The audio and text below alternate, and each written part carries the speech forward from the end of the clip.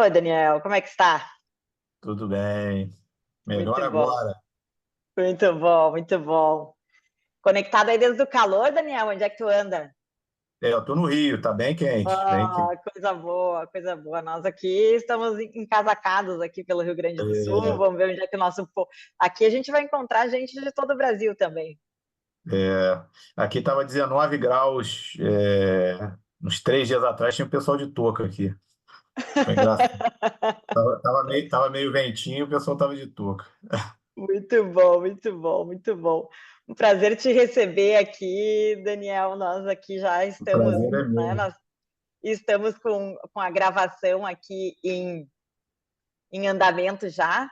A gente marca aqui às 19 horas, então a gente privilegia quem vai chegando cedinho, porque, Daniel, a nossa sistemática é assim: a gente já faz a gravação, porque depois ela fica disponível na plataforma para os alunos e a gente abre aqui a nossa aula também, né? Algumas aulas, né? A gente abre para quem quiser vir assistir e ter uma experiência aqui com nós. Então é um prazer aqui te receber aqui na nossa sala de aula, bater um papo contigo. Então, para quem está chegando aí, né? A gente está chegando a uma aula aberta da Startup Academy. A gente tem, Daniel, aqui um squad que é chamado Startup Experience. Então, nessa aula, né, a gente sempre traz ou empreendedores ou atores importantes aí do ecossistema de inovação para trazer um pouco e a gente contar um pouco da experiência de como é empreender, quais são as dores, a tua trajetória aí, o que funciona, o que não funciona. A ideia aqui do pessoal é aprender com quem já fez, ou com quem está fazendo, ou quem faz a coisa acontecer. Então, a ideia, Daniel, é que a gente bater um papo, né? Também, fica à vontade para apresentar qualquer material que tu tenha. Os alunos aqui podem, né, te fazer perguntas e eu vou te apresentar aqui, né, o Balestrin, que também vai fazer a mediação aqui juntamente contigo, te conduzir aqui durante essa hora desse nosso bate-papo.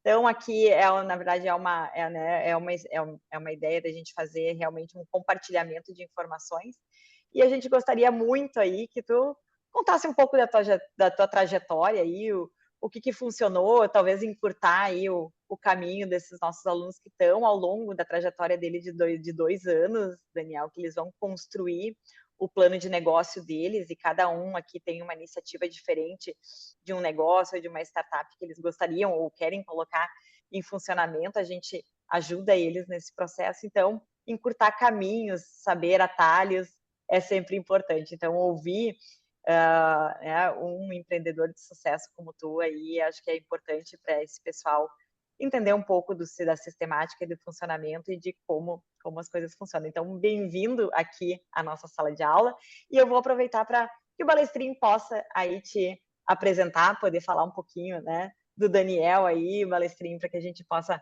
Claro. apresentar ele aí para nossa turma. E Obrigada, só, Daniel, só mais uma mandar, vez. só mandar um abraço pro Balestrin e pro Benites também, que eu conheço, o Guilherme Benites, conheço de longa data, amigão. Então, deve ter mais gente que eu conheço, tá? Mas, enfim, Boa, vocês Dani. dois eu conheço. Tudo Abraço, bem, saudade, meu Daniel? amigo. Saudade também.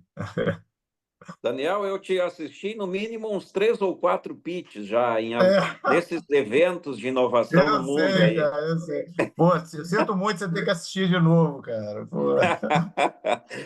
Cara, South Summit, eu acho que uma vez no Web Summit. Pô, cara, eu sempre fã aí de vocês, né? Então, parabéns. Parabéns por essa startup e obrigado por estar compartilhando com a gente aqui, né, esse espaço que é como a gente inspira novos jovens, novos empreendedores a seguir um pouco essa trajetória, né? Nós que somos empreendedores, somos executivos, conselheiros, enfim, né? Eu tive aí como secretário de Estado também de Ciência e Tecnologia aqui do Rio Grande do Sul, né? Tive ativamente aí no South Summit e você foi campeão aí do South Summit numa edição aí de startup mais inovadora, né? Então, parabéns, cara. E estou aqui curioso para saber o que que você anda fazendo agora nesses últimos tempos aí. Pô, obrigado pelas palavras. E realmente, Aquele South Summit foi uma virada de chave para a gente, foi muito legal. Até hoje a gente lembra daquele momento e foi o primeiro, né? Foi o primeiro no Rio Grande do Sul e foi um evento de muita visibilidade, pô, ajudou a gente demais. E então já começando aqui, não sei se eu já posso começar. Posso começar a falar? Então Você, vamos lá. Daniel, você teve no primeiro, em 2022, que É, foi... foi o primeiro, foi o primeiro. Ah, eu tava no júri dos 10 finalistas, viu? Só para te É, falar, cara. sim, sim, sim. Na época você era secretário ainda, né? Era Do secretário. Estado, né? Eu lembro disso. Muito legal. Parabéns. Valeu. E, pessoal, tem tanta coisa, né, que a gente pode falar como empreendedor. E, sim, primeira coisa que eu quero dizer é que vamos fazer vamos fazer de uma forma bem tranquila, aberta. Pode levantar a mão, abrir o microfone e falar, tá? Eu até acho legal, vai até me ajudar se vocês fizerem isso. Pode interromper a qualquer momento. Tem gente que prefere que seja no final. A qualquer momento, vocês podem interromper ou pode escrever também no chat aí, que fica registrado, né, para não esquecer no final. Tá? Então, vamos fazer uma coisa bem, vocês conversarem com a gente, né? Falar sobre empreendedorismo, pessoal, é um prazer, porque é uma coisa que eu adoro. Eu sempre fui um cara, desde criança, eu já fazia meus negócios ali, eu gostava muito de jogo de botão. Para o pessoal mais novo, o pessoal talvez não saiba muito o que é jogo de botão, mas quando era criança a gente jogava e aí a gente tinha campeonato e eu organizava campeonato e a gente vendia, tinha o botão que era o artilheiro, ele valorizava. Era tipo um Cartola FC de botão, assim.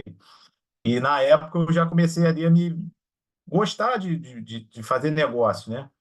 E, e é engraçado que uma das coisas que é muito importante na nossa vida é a gente se conhecer, né? E a gente conhecer a nós mesmos, né? E a gente, quando está, né, no período de faculdade, de definir o que a gente vai fazer na nossa carreira, a gente é muito jovem e muitas vezes a gente não sabe, a gente não conhece nem a nós mesmos, né? O que a gente quer fazer? O que eu vou fazer? São tantas opções.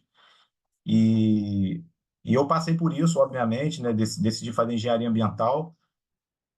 E o motivo que eu fiz foi o motivo. Eu sempre quis ser engenheiro, meu avô era engenheiro, meu pai era engenheiro, e eu gostava muito de química, de biologia, então eu falei, pô, ambiental acho que vai unir vários campos do conhecimento, eu gostava de muita coisa, mas o fato eu não me conhecia, né? Eu não sabia exatamente o que eu deveria fazer. E até por isso, outra coisa que eu acho importante a gente desmistificar, que no Brasil é um mito isso, que o nosso curso técnico, ou o que a gente faz no segundo grau, o que a gente faz na faculdade, define quem a gente é. Então, a primeira coisa que eu quero dizer é isso não define quem a gente é. A gente é muito mais do que um curso, que um diploma, ainda mais num momento hoje que a gente está em que a educação está sendo transformada completamente e a gente está aqui hoje é um exemplo disso, né? Cada um está num lugar, eu estou aqui no Rio, um curso super inovador, né? De um tema que poucos anos atrás era impensável ter um curso sobre isso, falar de startup, de empreendedorismo. Então, as coisas estão mudando muito rápido e até por isso, mais do que nunca, a gente tem que estar aberto a viver esse novo mundo, né? Eu morei 3 anos nos Estados Unidos, fiz mestrado lá, fiz parte da graduação, trabalhei numa empresa americana e lá nos Estados Unidos o pessoal tem uma cabeça muito mais aberta quanto a curso, né, superior. O cara tinha gente que trabalhava, essa empresa é uma empresa de consultoria. Tinha gente que era da área de biblioteconomia, tinha gente que era de história, tinha gente que era de geologia, e todo mundo trabalhava com análise de dados, né? E a própria empresa ensinava, né, como fazer essa análise, como ser um consultor. Bastava apenas ter uma disposição e ir atrás da informação. Mas já no Brasil, não. No Brasil, a gente parece que tem aquela coisa, né? Eu sou advogado, eu sou médico, e aquilo ali, cara, tu vai ser sempre até tu morrer. Mas não, né? Não é mais assim. Isso temos que desmistificar. E eu sou o maior exemplo disso. Eu sou engenheiro ambiental, já trabalhei como consultor, e fundei primeiramente a Pixforce, depois mais 2 empresas relacionadas ao tema da inteligência artificial, né? Que é algo que eu aprendi depois, né? Obviamente, na faculdade eu aprendi programação, gostava de trabalhar com análise de imagem, né? Trabalhei nessa primeira empresa com isso, mas eu não tinha um conhecimento profundo sobre inteligência artificial e eu me aventurei a empreender nessa área em 2015, que era um momento que ninguém falava em IA, né? Ninguém nem sabia o que era isso. E eu também não queria trabalhar com IA. Isso também é legal falar. Eu queria resolver um problema. O problema era processamento de imagem. Eu e meu fundador, Renato, a gente veio de áreas bem diferentes. Eu já vou botar aqui uma apresentação, tá, pessoal? Mas eu vou só contando a história aqui. A gente veio de áreas bem diferentes e ele da área de mineração, apesar de ser advogado também, então olha que aquilo que eu estava dizendo, né? É um advogado que era empreendedor e fundou várias empresas de mineração. E ele tinha essa dor de processar a imagem, era muito caro, precisava de analistas com pós-graduação. E eu também, no setor que eu trabalhava, era o mesma dor. E aí a gente se uniu e falou, pô, vamos resolver isso. Não sei quem lembra dessa época, 2015, estavam se popularizando os drones, né? Imagem de satélite estava começando a ficar cada vez mais disponível. Startups de satélite estavam surgindo, né? Como a Planet Labs, que é uma empresa que faz cobertura de satélites no mundo inteiro, com imagens diárias. Hoje isso é possível já. Temos também hoje o satélite, a gente pensa muito no Elon Musk, né? Tem é, a empresa de satélite dele. Agora a Amazon também está lançando uma constelação de satélites. Então, mas nessa época era o início, né? A coisa estava fervilhando ali. E a gente viu uma oportunidade de não fazer aquisição da imagem, não ser dono do drone, do satélite, mas sim processar essa imagem, né? Fazer esse software que ia extrair informação disso. Então, daí que veio a ideia. E eu não tinha ideia de onde eu ia chegar, né? Que eu ia estar aqui hoje falando para vocês sobre isso. Então, isso é muito legal também. Eu vou começar, pessoal, falando. Eu tenho uma apresentação rápida aqui, que vocês vão entender o que a Pixforce faz, e aí depois eu vou. O objetivo aqui não é fazer propaganda da Pixforce, né? O Balestrin já viu muita propaganda da Pixforce, depois ele pode passar para vocês aqui.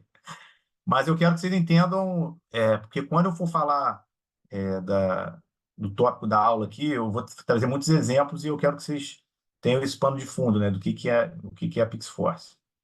Então, deixa eu mostrar aqui.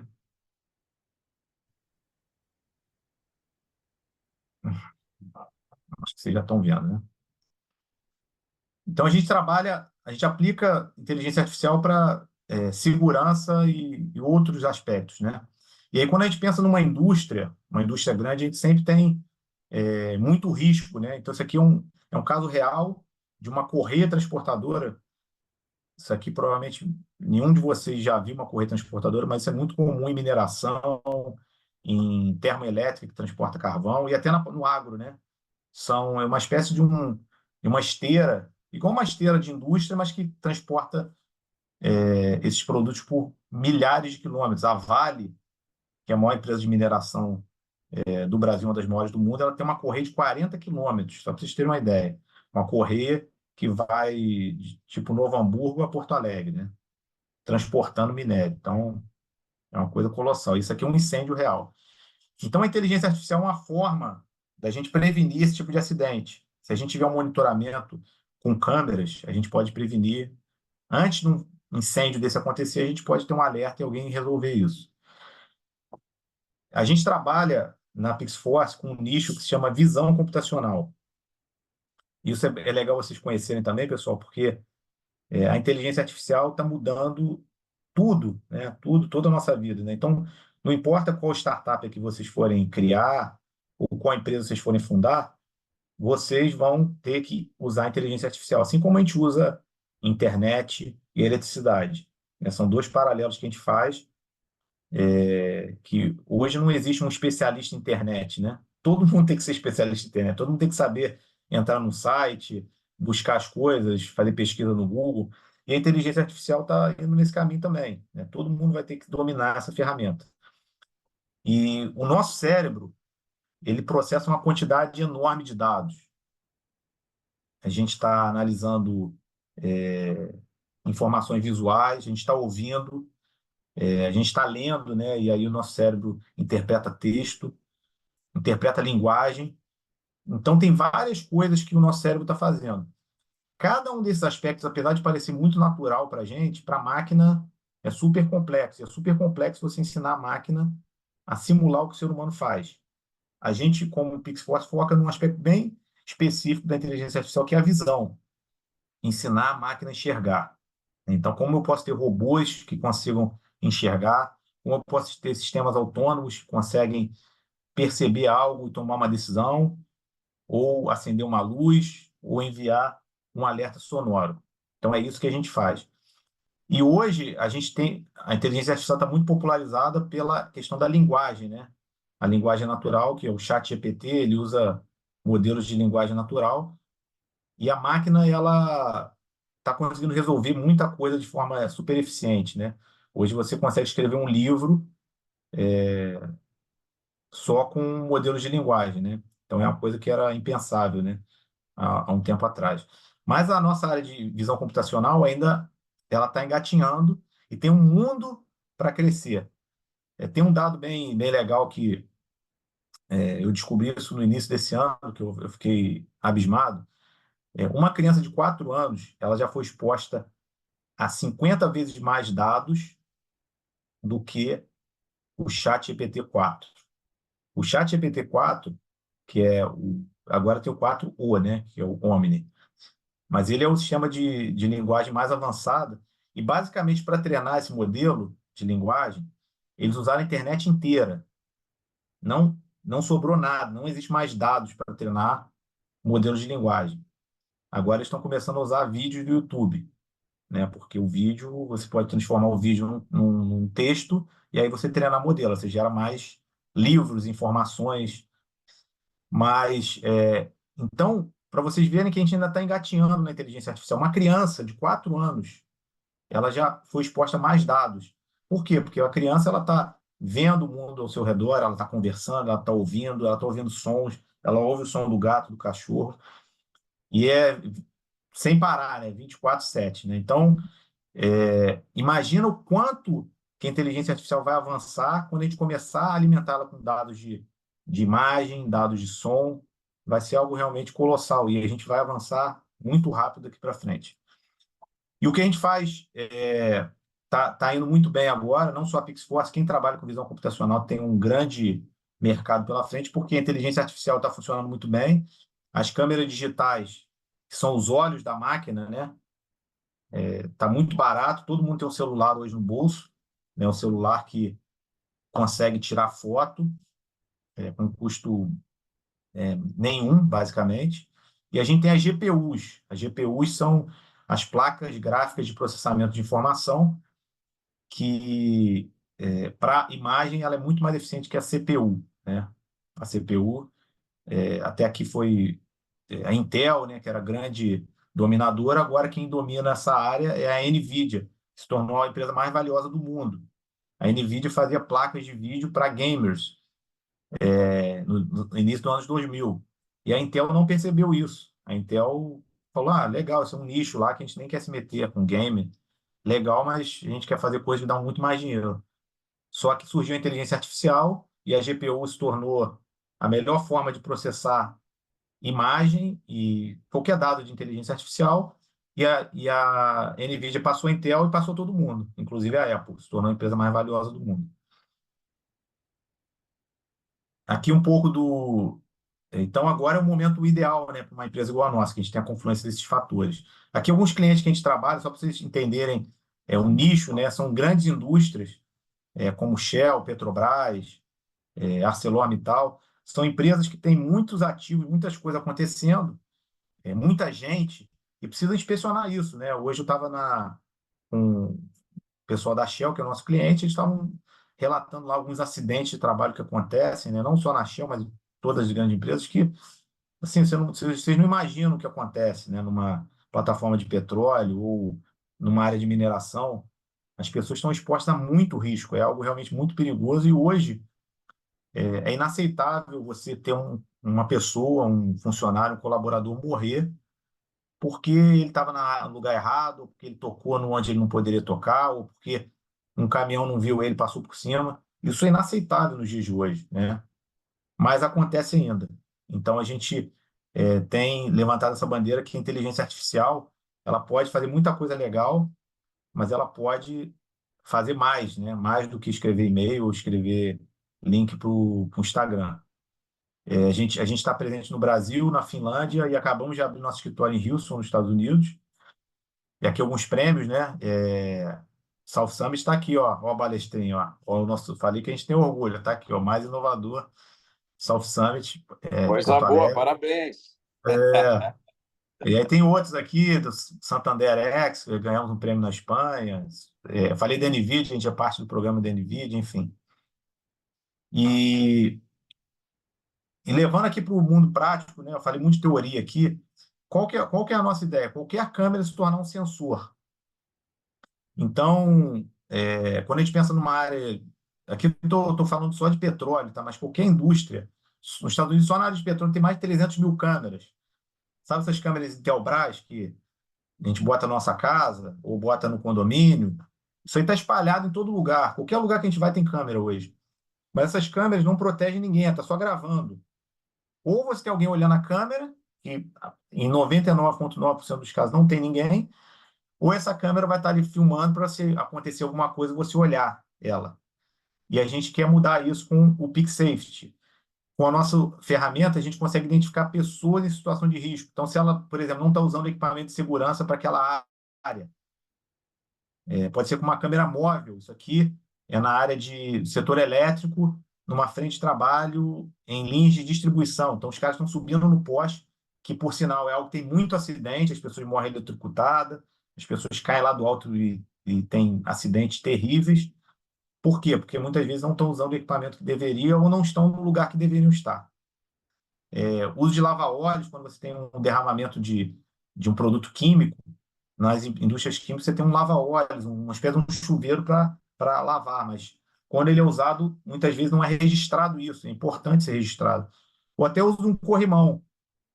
Muitos de vocês, muitos de nós, vamos colocar também, a gente desce a escada, a gente não bota a mão no corrimão, mas a gente tem que botar, porque muitos acidentes ocorrem, principalmente em área industrial, por não usar o corrimão.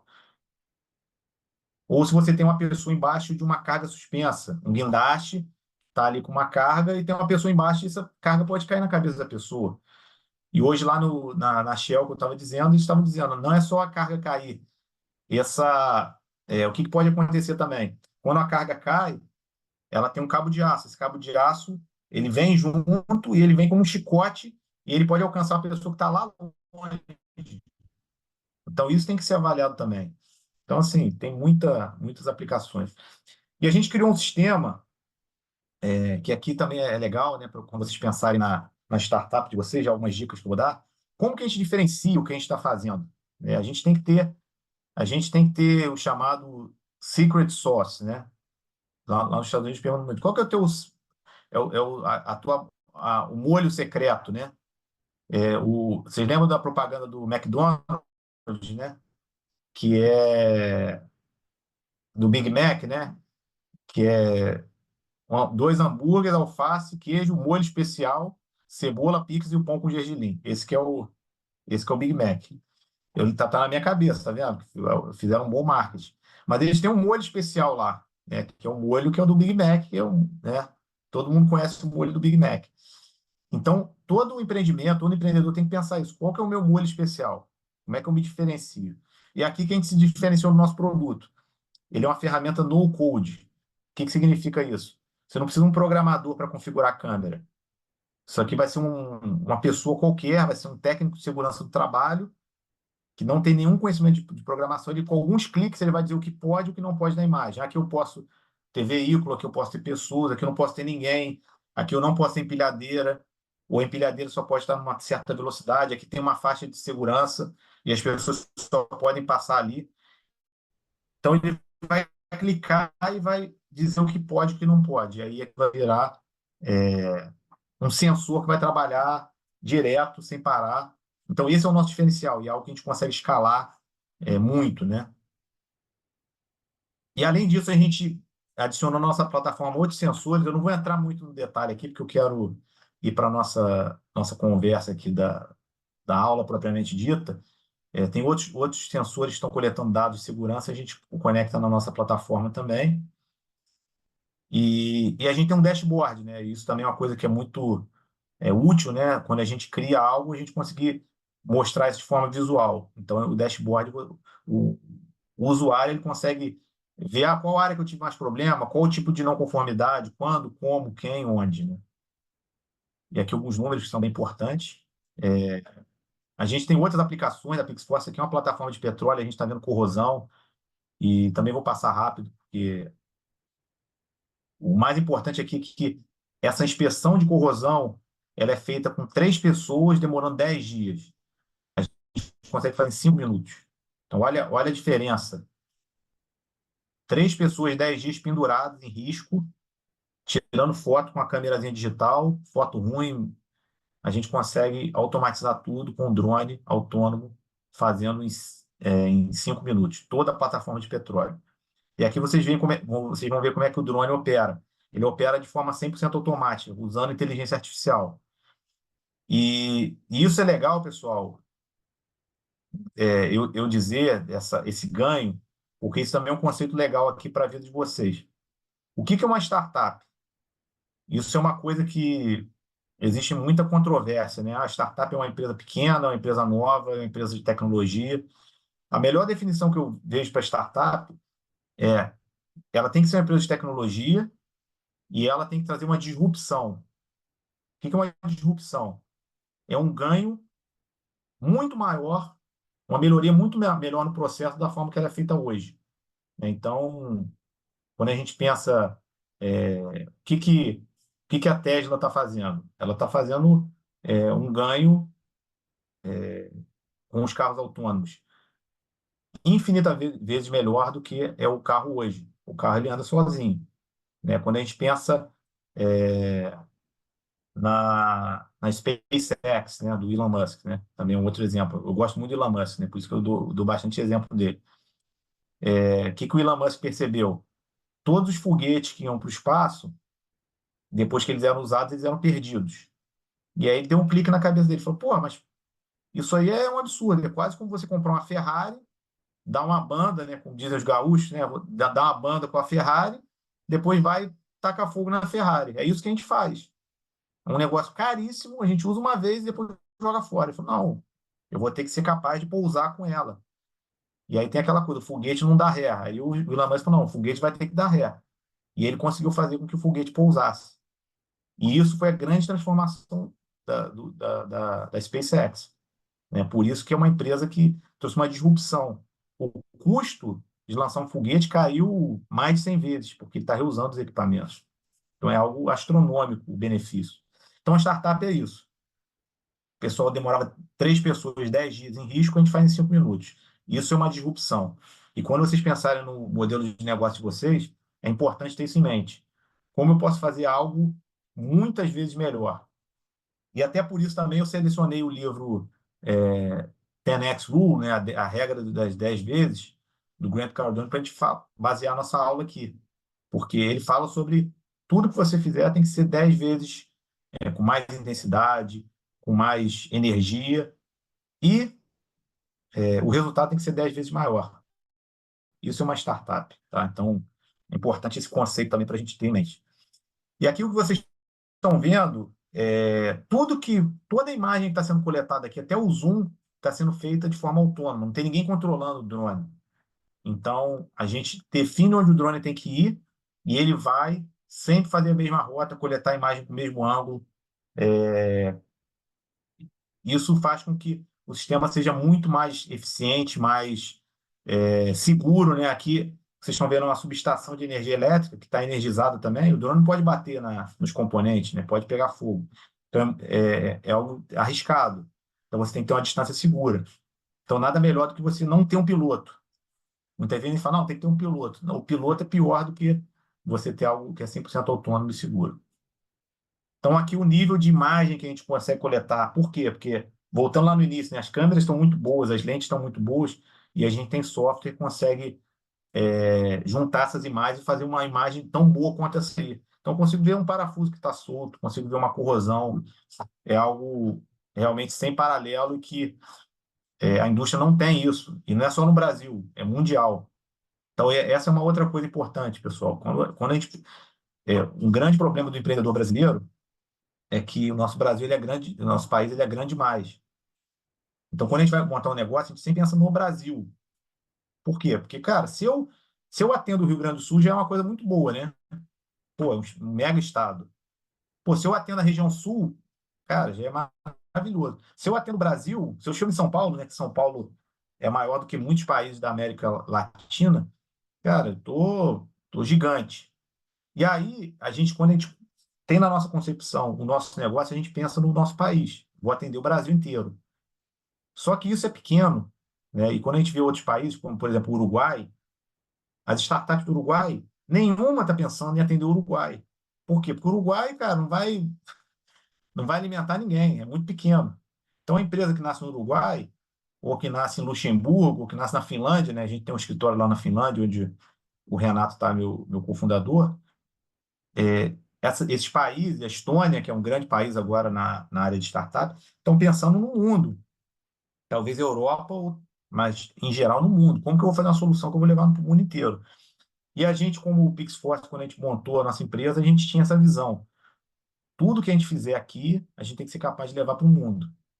E a gente deu muita sorte que a gente está em uma tecnologia que é tão nova que isso aí que eu estou mostrando para vocês não tem em nenhum outro lugar do mundo. É tudo coisa muito, muito única. Então a gente tem essa capacidade de internacionalizar. Isso também eu vou falar um pouco mais à frente no livro, que o livro fala muito isso. Quando você. E esse, o Grant Cardone, que é o autor, ele fala que um dos maiores arrependimentos que ele tem na vida dele foi, quando ele tinha 20, 30 anos, não ter sonho grande o suficiente. Os sonhos dele eram sonhos pequenos. Ele falou, cara, se eu tivesse sonhos grandes, talvez eu ia estar lá na frente hoje. E ele já é um cara super bem sucedido, depois vocês pesquisam sobre ele, é um cara, pô, autor de vários best-sellers, um cara multimilionário, mas ele fala isso, ele fala, pô, se eu pudesse ensinar o Grant Cardone jovem alguma coisa, eu ensinaria isso, tenha sonhos grandes, né? Então, quando vocês fizerem a concepção da startup de vocês, pessoal, pensem grande, pensem em algo extraordinário, tenham metas enormes, né? Eu trabalho muito com venda, assim como o Guilherme Benites aí, né, Benites? E, e a gente na área de venda, a gente sempre tem aquela coisa, a gente passa a meta para as pessoas, né? Qual que é a meta de venda? E aí o time comercial sempre reclama, fala, pô, não, a meta está muito grande. E eu vou dizer que vários momentos eu já pensei em refazer a meta. E o livro do Grant Cardone, ele fala, não, nunca, nunca diminua a meta, só aumente. Porque as pessoas sempre vão ter desculpa. Sempre dá para você fazer mais rápido, melhor, entregar mais. Mas as pessoas, é natural do ser humano ver aquela coisa e dizer, não, é inalcançável e vou diminuir a meta. Essa é a solução. Não, a solução não é essa. A solução é mudar a forma que a gente faz para a gente chegar na meta. Fala aí, Benite. Boa, Dani, boa. É bem isso daí mesmo. A gente sempre consegue, né, fazer mais. Uhum. Eu só queria trazer aqui, tem uma pergunta no chat do Diego Ah, Leonardo aqui, né, Dani. Se tu quiser, eu leio ela aqui para nós, lê tá? aí, lê aí. Mas que vai muito ao encontro da apresentação que você veio fazendo, tá? Uhum. A pergunta do Diego é a seguinte: boa noite, Daniel. Como você identificou a oportunidade de mercado para a PixForce, tá? Uhum. E quais foram os passos que você tomou para validar a sua ideia antes de realmente lançar a empresa? Eu tenho certeza que essa resposta vai ser muito legal, viu? Legal. Foi o Diego? Foi o Diego que fez? Isso, Diego Tá, Leonardo. beleza. Beleza, Diego. Obrigado aí, Benite. Obrigado aí também, cara. É, A ideia, então, pessoal, surgiu, vou voltar um pouco lá atrás, né?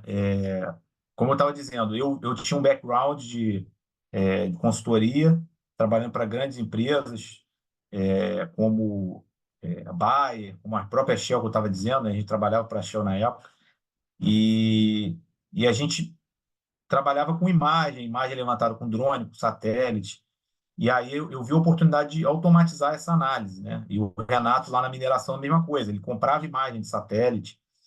Então a gente começou pensando nessa questão de imagem aérea, para avaliar grandes áreas. E isso também, pessoal, é muito legal, assim, essa pergunta, porque isso leva a alguns outros ensinamentos, né? Existem dados aí, tem vários dados de instituições que fazem pesquisa, tipo o Gartner, né, que faz pesquisa de empreendimentos, de empresas. E o que esses caras percebem? Normalmente, quem é empreendedor de segunda viagem tem muito mais sucesso que quem é de primeira, né? Outra coisa, normalmente as startups que têm mais sucesso são aquelas de pessoas que trabalhavam com algo naquele nicho, que entendiam daquilo, né? Então, apesar de eu dizer que a tecnologia era algo que eu não entendia profundamente, eu entendia muito do mercado B2B, do mercado de petróleo, que eu trabalhava com isso já, mercado de energia, grandes empresas. Então, eu já tinha um conhecimento em algo que me ajudou a ganhar muito tempo. E o Renato também da mesma forma. O Renato ele tem muita experiência com é, abrindo empresas, fundando empresas, levantando capital, levantando investimento. Isso é uma tarefa bem difícil para o empreendedor de primeira viagem. Você ir no investidor e falar, pô, coloca aqui 1 milhão na minha empresa. Assim, cara, a verdade é que quando você vai fazer isso, o teu joelho começa a tremer, cara. Entendeu? Não, mas, pô, tá confiante mesmo? Tô, top, empresa muito boa. Só que, cara, lá no fundo tu tá assim, caraca, cara, se esse cara, dependendo do que ele me perguntar, eu tô frito. É muito difícil, é uma venda. Assim como você tem. É a mesma coisa você vender para um cliente e você vender para um investidor. Você tem que vender a sua empresa e você tem que se vender também. Porque o investidor ele não está investindo só na empresa, ele está investindo em você. O que o investidor pensa?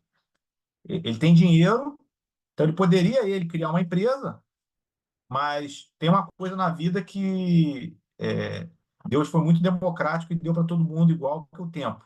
Todo mundo tem 24 horas. E o investidor ele não tem tempo infinito. Talvez ele tenha dinheiro infinito, mas tempo ele não tem.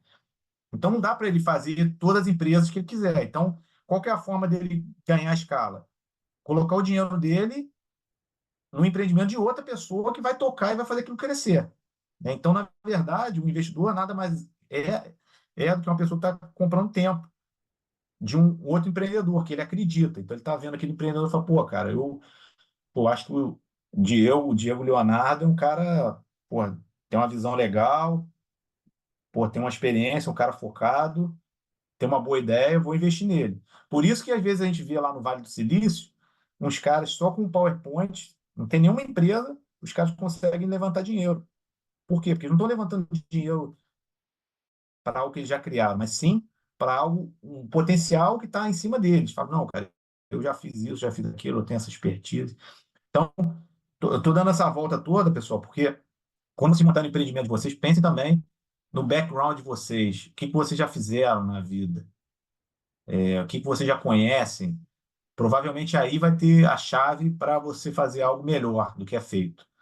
Porque como é que você vai ter aquele ganho de escala, que eu estava dizendo, aquela disrupção, se você não sabe como é feito hoje, né? O Elon Musk foi lá fazer o foguete, cara, ele teve que estudar, ele teve que rebolar, cara. Ele diz que desde os 13 anos ele lê livro de engenharia aeronáutica, o cara é maluco, assim. Então ele já está estudando há anos, não foi uma coisa de uma hora para outra. Então aquilo que você se interessa, você estuda, você gosta, já trabalhou, provavelmente ali vai ter uma boa ideia para você, tá? Então quando vocês forem definir, pensem nisso, né? Do background de vocês. Então, a gente tinha essa visão, pô, imagem aérea, está crescendo, está ficando disponível, precisa automatizar. E aí, Diego, o que a gente teve que fazer, né? A gente poderia ter vários caminhos, a gente poderia ter feito um PowerPoint, como eu disse, ido atrás de investidores. A gente não fez isso. A gente não fez isso porque no Brasil isso é muito difícil de fazer. Apesar do Renato estar na Finlândia, a gente ter levantado investimento com pessoas dos Estados Unidos, mas a gente não tinha uma rede de contato, esse venture capital, né, esses investidores americanos, a gente não tinha uma grande rede de contato. Então, cara, isso não ia dar certo. Então, qual que foi a nossa ideia? Nossa ideia foi o chamado bootstrap. Desculpa que eu estou falando um monte de termos aí, mas são termos que vocês vão certamente nos cursos aqui aprender sobre isso. Bootstrap é quando você vai crescendo com os seus próprios recursos, né? Então, a gente investiu de capital próprio, dinheiro que a gente tinha guardado, não era muito. E como não era muito, a gente tinha que, cara, desde o dia 1 ter alguém pagando a conta. Então, o que a gente pensou? Cara, temos que arrumar cliente. Tem uma boa ideia, vamos falar com o cliente. E aí nós começamos a pensar quais setores seriam melhores e a gente definiu um setor. Falei, cara, vamos falar com o setor florestal, né? Setor florestal, o Brasil é uma das referências no mundo.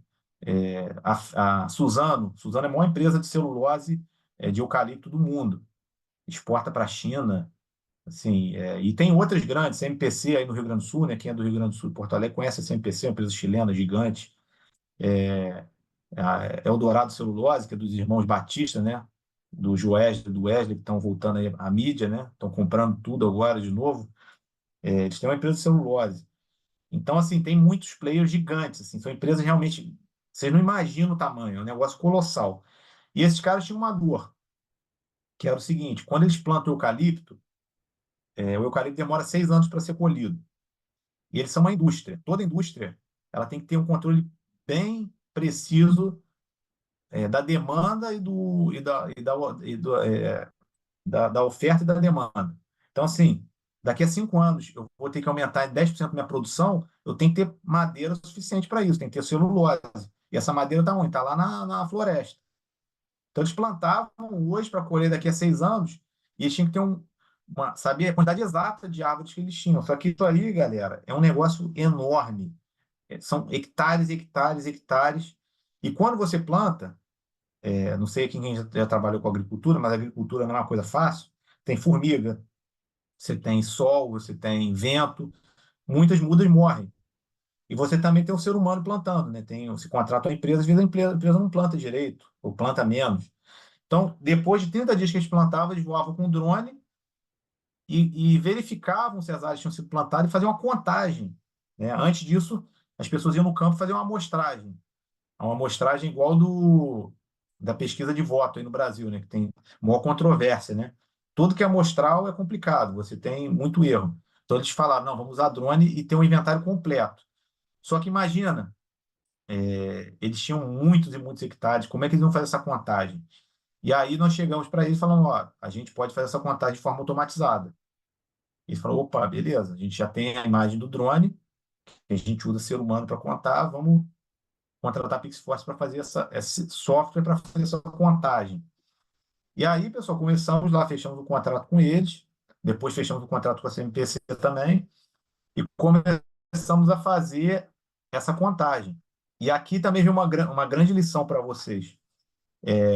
Quem já ouviu falar no MVP, Minimum Viable Product? Já ouviram falar? O MVP, beleza. O MVP é a versão inicial que você vai lançar, né?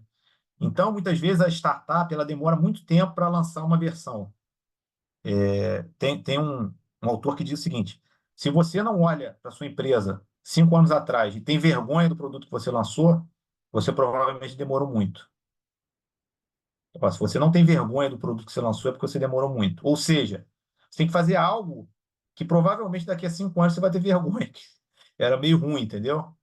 Mas é o seguinte, se não era muito ruim, é porque você demorou muito, gastou muito recurso e perdeu provavelmente mercado. No mundo de startup, você tem que ser rápido. Fala aí, Diego. Boa. Primeiramente, obrigado aí, Daniel, pelo tempo aí, cara. Um prazer estar. Né? Sempre que a gente tem a oportunidade de estar batendo esse papo assim com alguém que nem você. Então, brigadão aí. E até eu entendendo um pouco desse ponto, né, da tua jornada de 2015, tá estudando IA, algo que tu não era tão envolvido. E aí foi identificando um problema, montando, né, toda a hipótese da startup. Como é que foi esse início de tu começar a desenvolver a solução, né? Porque tu identificou um problema e tu identificou que tu poderia ter um setor ali florestal que é onde tu ia adentrar primeiro, era onde tu ia ter uma menor jornada, talvez, de conversão. Isso. Mas como é que Isso tu aí. começou a desenvolver? Tu começou a desenvolver primeiro algumas características da solução ou tu já foi antes disso já tinha algo desenvolvido? Isso aí. A gente vendeu, cara, e a gente tinha uma ideia de como fazer, mas a gente não tinha o sistema pronto. Então, isso é bom. E eu não tenho vergonha nenhuma de falar isso.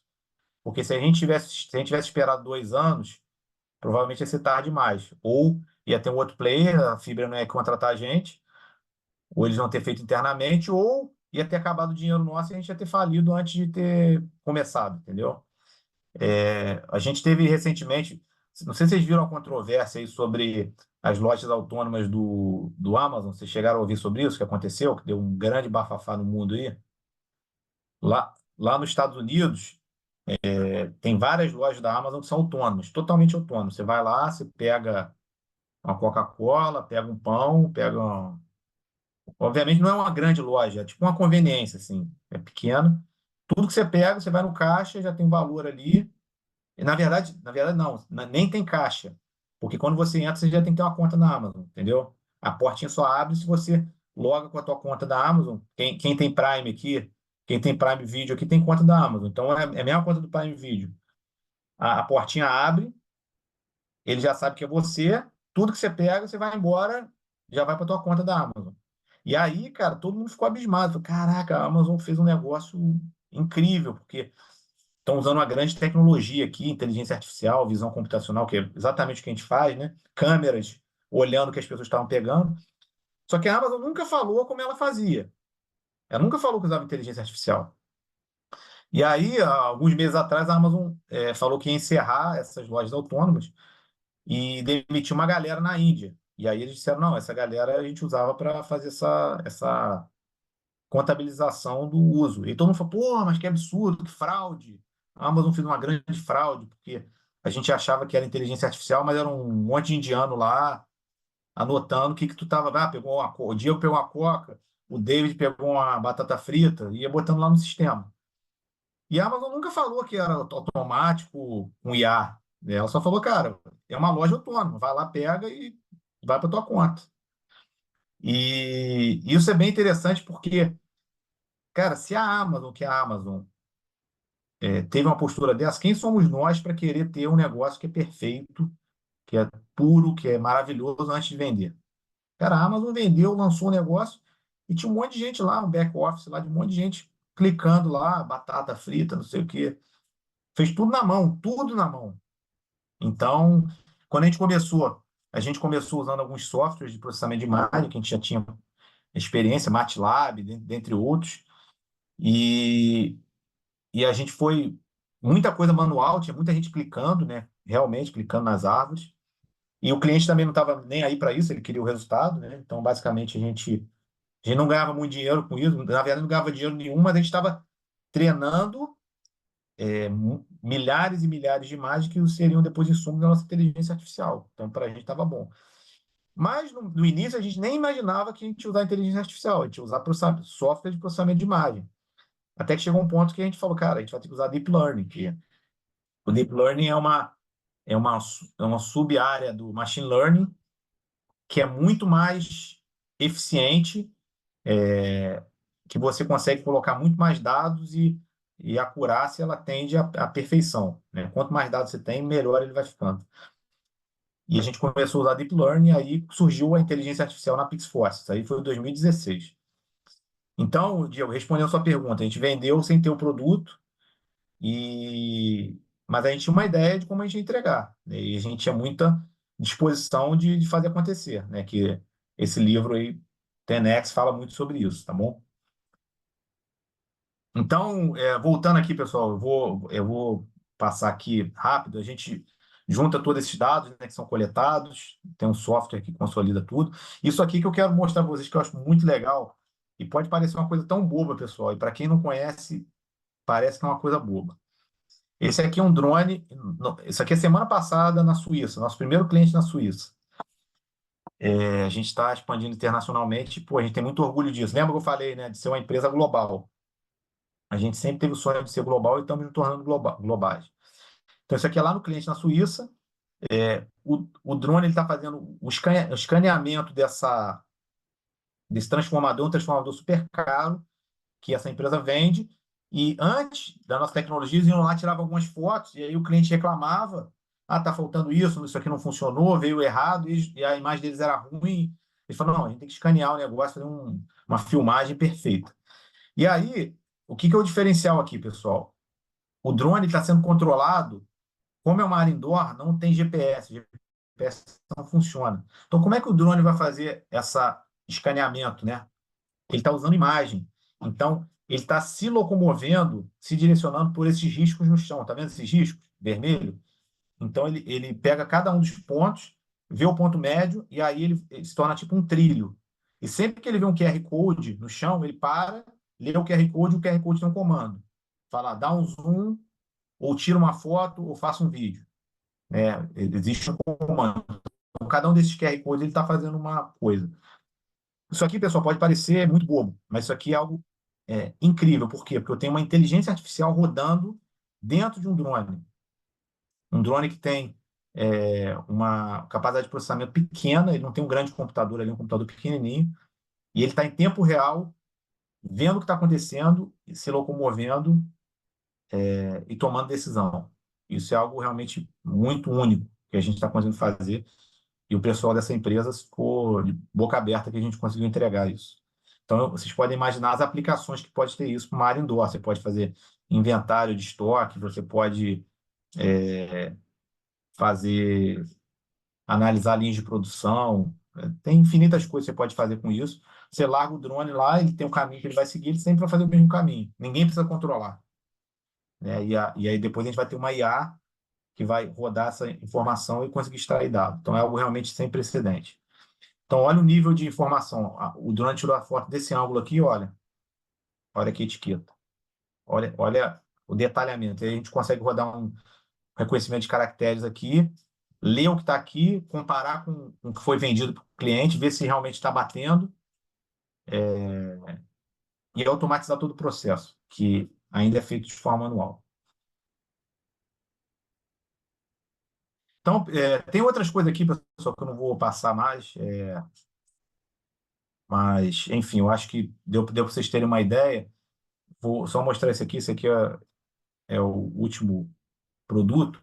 Se chama PixBlue, é um sistema para identificar óleo em alto mar. Isso foi desenvolvido com a Shell. E pode parecer estranho, mas não existe nenhum sistema autônomo no mundo que consegue identificar um vazamento de óleo de grandes proporções ou de pequenas proporções. E isso é um problema enorme, né? Tanto vazamento grande quanto pequeno. As empresas tomam multa, e elas não querem ter a reputação delas manchada com um vazamento de óleo, né? Porque isso aí, quando cai na mídia, é terrível. E também as pessoas prezam pelo meio ambiente, né? Todo mundo aqui quer um ambiente limpo, né? Então, se tem um vazamento, você tem que ir lá corrigir. E a gente usa sensores e câmeras instalados na plataforma, fazendo a vigilância em volta dela, com inteligência artificial e enviando alertas rápidos, para que, se tiver algum problema, seja identificado. Até hoje, a forma de controlar vazamento de óleo é feita com humanos que estão trabalhando ali, que vem o óleo e manda uma empresa lá limpar. É tudo feito de forma manual. Pode parecer incrível, né? Mas isso aqui não é só no Brasil, é na Noruega, nos Estados Unidos, não existe um sistema autônomo ainda. Então a gente está criando aquilo que não existe ainda. Lembra da disrupção que eu falei, né? Um ser humano aqui olhando, demorando às vezes dias, a gente vai ter uma resposta em 10 segundos para a área inteira. Então isso é uma completa mudança da forma como é feita o processo hoje. Tá bom até aqui, pessoal? Alguém quer perguntar mais alguma coisa? Quer fazer alguma colocação? Falei bastante conceitos, né? Conceitos e baseados na minha experiência. Que vocês... Tem algo que vocês já estão pensando para a vida de vocês ou para o empreendimento de vocês? Alguém quer colocar alguma coisa? Seria maneiro esse bate-papo. Legal, Daniel, muito bom, cara. Eu sempre aprendo bastante aí contigo. Quais foram, né? A gente sempre vê aí o dilema do empreendedor, né? Aqueles momentos mais de tensão no desenvolvimento de uma empresa, de um empreendimento. E para vocês, qual foi o grande momento de tensão assim entre, sei lá, escalar, ir para o mercado? Em algum momento vocês acharam que a Pixforce não fosse escalar? Muito boa pergunta. Eu vou falar uma coisa bem sincera, assim, em nenhum momento a gente deixou de acreditar, mas a gente teve vários momentos que a gente não sabia o caminho a seguir. Mas, assim, a gente nunca cogitou, assim, talvez daqui a 6 meses nós vamos fechar. Nunca, porque a gente tinha essa visão de fazer algo, de resolver, né? Cara, se tem um problema, nós vamos ter que resolver, né? E isso que o livro fala muito também, né? Mas se eu não bater a meta, eu vou ter que bater, vou ter que arrumar um jeito. Então, vou ter que pensar, vou ter que conversar com outras pessoas, vou ter que pedir ajuda, né? Às vezes tem que pedir ajuda. Vou acessar minha rede de contato, né? Rede de contato também é uma coisa muito importante, pessoal. Cultivem isso, né? Isso aqui que a gente está fazendo é uma rede de contato, né? Vocês estão me conhecendo, eu estou conhecendo vocês. E, e uma coisa que também eu aprendi, teve uma pessoa que me disse, deve ter uns 5 anos atrás, falou assim, ó, sempre que alguém te chamar para falar, você nunca pode dizer não. Né? E aí, Juliana, você me chamou aí, tem que dizer sim, sempre. Sempre tem que dizer sim. Por quê? Porque quando você está falando com as pessoas, você está ampliando a tua network, a tua rede de contato, você está, obviamente, ajudando as pessoas, mas as pessoas também vão te ajudar, né? É uma troca.